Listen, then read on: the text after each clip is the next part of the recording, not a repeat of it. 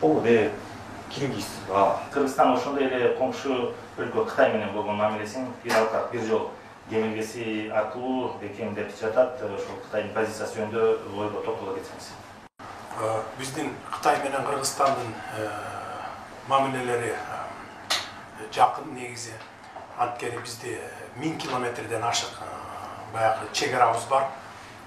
Мындан сырткары биз бир алкак бир жолду биринчилерден болуп колдодук. Анткени бул жол бизге керек, Кыргызстанга. Биз бүгүн Кыргызстан туюк өлкөдө жашайбыз. Эгерде Европага жана башка дүйнө жүзүнө каттай турган болсок, автожолубуз дагы, темир жолубуз дагы Казакстан анан Россия менен. Ошондуктан биз түзмө-түз баягы деңизге чыгууга мүмкүнчүлүгүбүз жок. Ошондуктан биз деңизге ушул жол менен чыгабыз деп турабыз. Мындан сырткары биздин түндүгүбүз менен түштүгүбүз темир жол менен бириккен эмес. Ошондуктан биз азыр түндүктөн түштүктү карай темир жол салып кетип баратабыз. Бул балыкчы, Кочкор, Каракече, анан Макмалга чейин.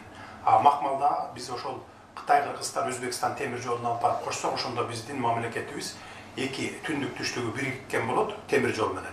Анан ошол жол аркылуу биз дүйнөгө деңизге чыгабыз. Перс булуңуна чыгабыз, Каспий деңизине чыгабыз, жана башка ушундай портторго чыгабыз. Ошондуктан биз бул жолду биринчилерден болуп биз колдодук. Анткени биздин Кыргызстандын туюктуктан чыгуудан бирден бир жолу ушул жол. Ошондо биз баягы толук кандуу көз карандысыз мамлекетке айланабыз десек болот.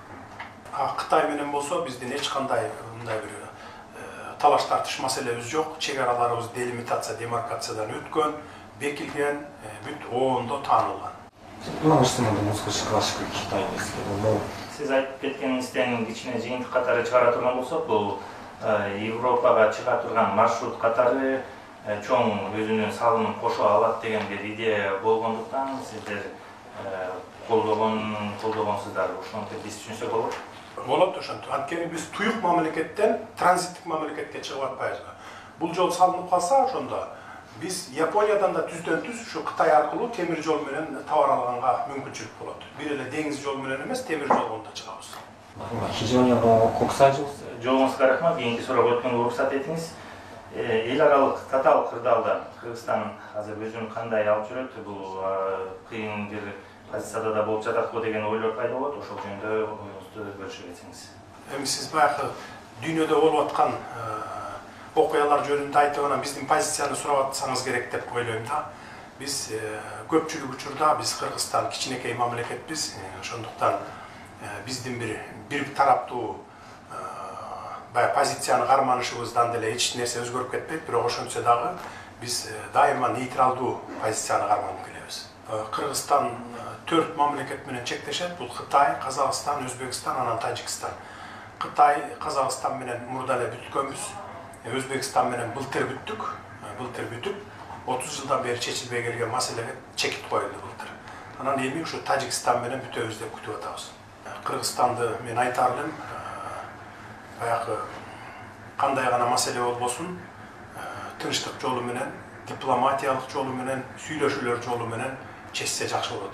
Анткени биздин башыбыздан эки жол ушул Тажик менен Кыргыздын ортосунда кагылышуу болгондон кийин биз андай кагылышуудан эч нерсе пайда келбейт экенин эки жак тең түшүндүк.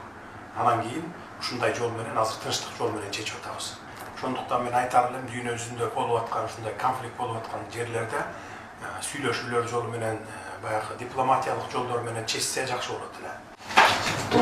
Япония менен болгон карым-катнаштарды өздөштүрүп кетсек деп дагы айтып кеттиңиз. Ошо өнүктүрүүнүн эң негизги максаты Японияга болгон кандай тилектер жана ниеттер бар, ошол жөнүндө дагы токтоло кетсеңиз. Бүгүн мына азыр эртең мененден бери эки компания менен жолуктук. Дагы түштөн кийин дагы жолугушууларыбыз бар. Биз алардын баарын ушул биздин Кыргызстанга чакырып атабыз, инвестиция салгыла. Бизде бардык тармактар айрыкча, тоо кен тармагыбыз, бизде кен байлыктарыбыз көп. Гидроэнергетикага салгыла деп атабыз. Бул зеленый энергетика, айыл чарбасына деп атабыз. 26-27-синде Япониянын компаниялары келип Кыргызстанда форум өтөт, бизнес форум. Ошол жерде мен ойлойм, жакшы жетишкендиктерди табабыз деп, эки тараптуу деп. Мындан сырткары бүгүн премьер-министр мырза менен да жолугушуу болот. Ал жерде да ушу сөз болот инвестициялар жөнүндө.